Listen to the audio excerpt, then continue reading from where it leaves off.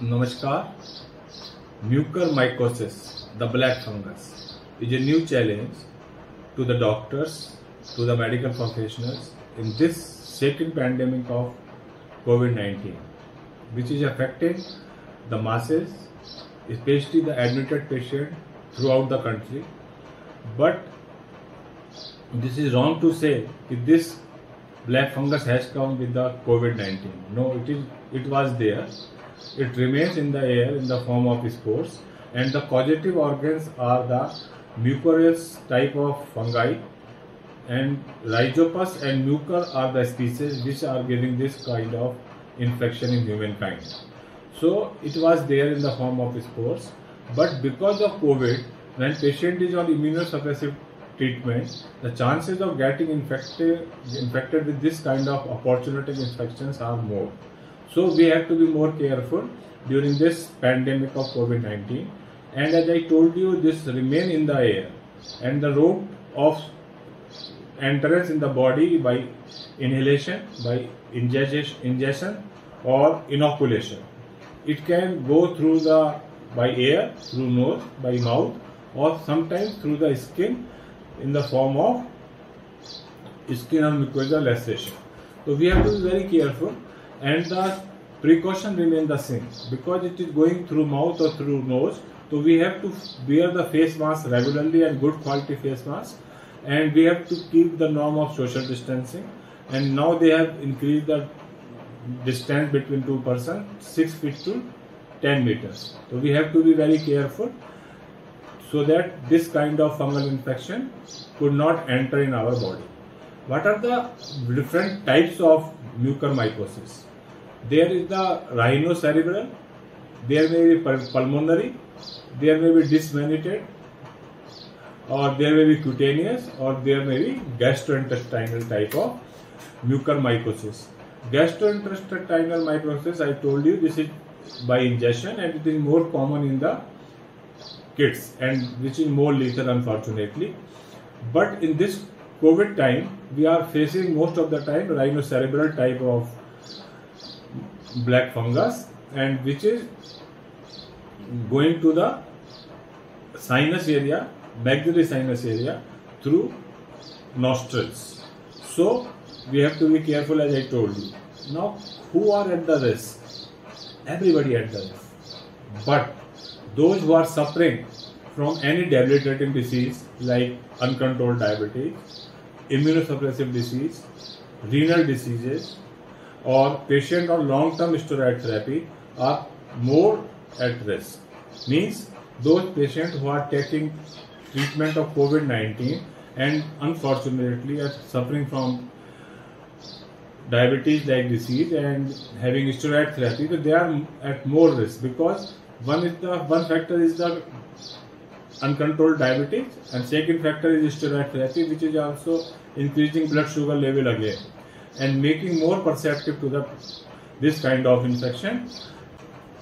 Clinical signs, or what are the red flags by which we can diagnose this disease? As you know, in medical science, early diagnosis is always better, so that we can treat it at early stages and in a better form. I am a dental surgeon, so I will talk like extraoral, intraoral and general symptoms. Intraoral symptoms are dental pain. Dental pain means if we are having any pain which is not related to dental lesion like caries, then we have to rule out any dental lesion, and still dental pain is there, then we can think of it. Palatal ulcers, they may be tiny ulcers, and they are having blackish in color. And halitosis means bad smell is coming from the mouth, and this fungal infection smell is something different.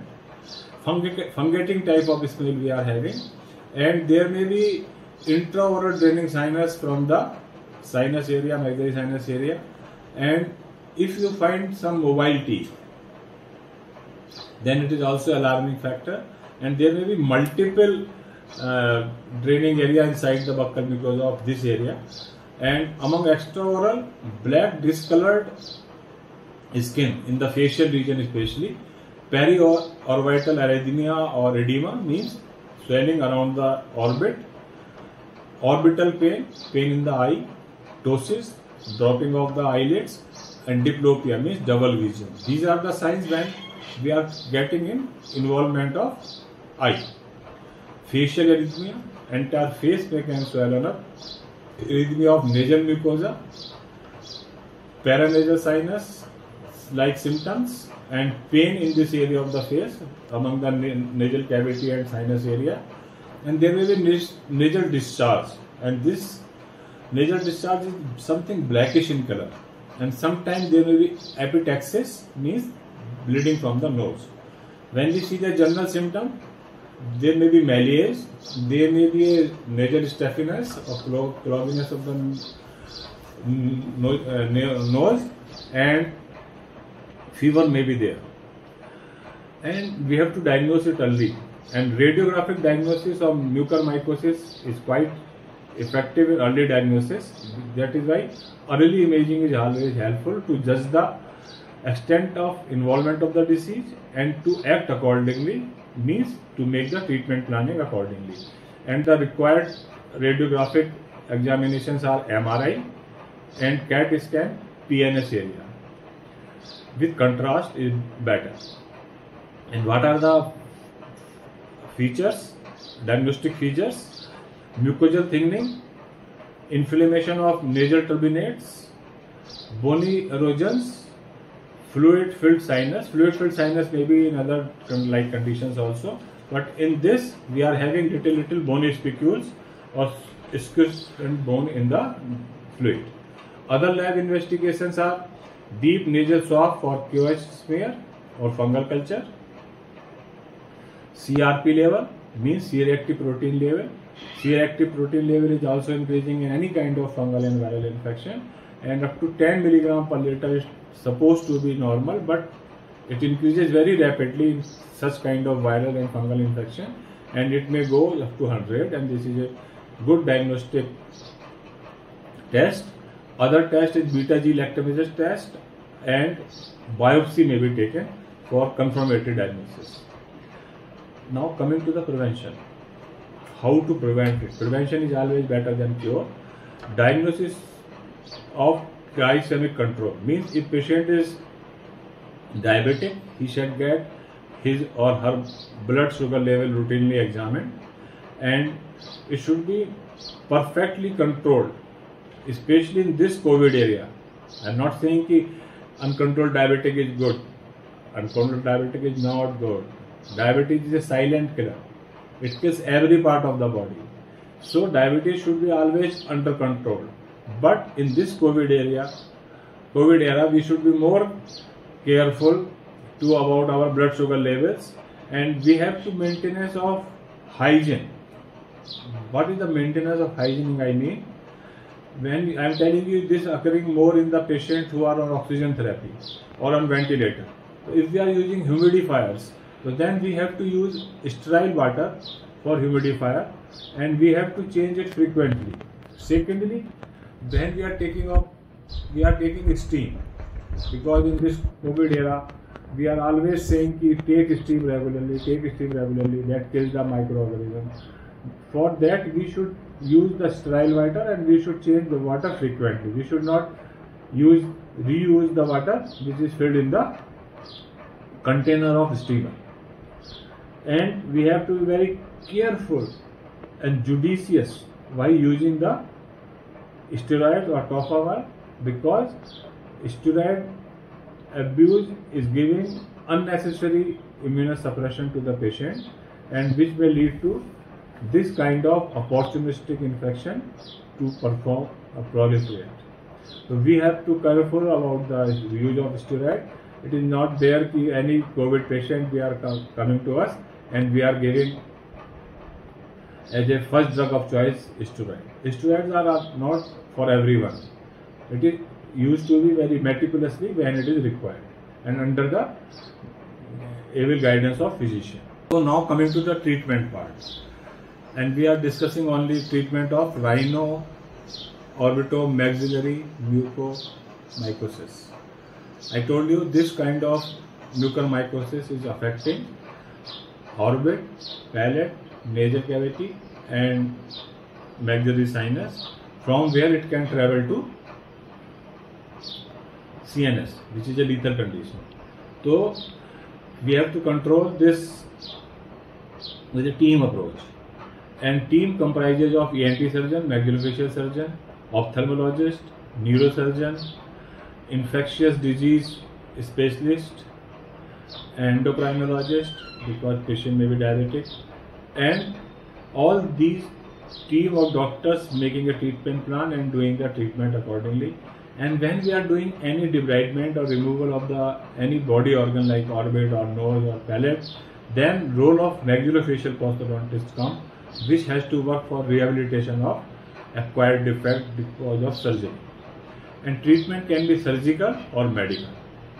Among surgical treatment, we have to do aggressive cleaning, surgical debridement, because if any layer has been left in the mouth or in the sinus which is having fungi, it can further grow inside and will harm the patient. So we have to do aggressive cleaning of the area while removing all pathological tissues and microorganisms along with it. And it will be useful to make a tissue bed, healthy tissue bed, for the perfusion of antifungal therapy. Other surgeries are endoscopic sinus surgeries, maxillectomy, Colwell operation, or orbital enucleation. So we have to, sometimes we have to remove entire maxilla, sometimes we have to remove part of maxilla, and it depends on how much is the involvement. Accordingly we have to remove. Sometimes we have to remove along with maxilla eye also, we call orbital enucleation. So depending on the involvement, we have to do these surgeries, and as patient will be diagnosed early, the less will be the loss of tissue, which is the better for the patient.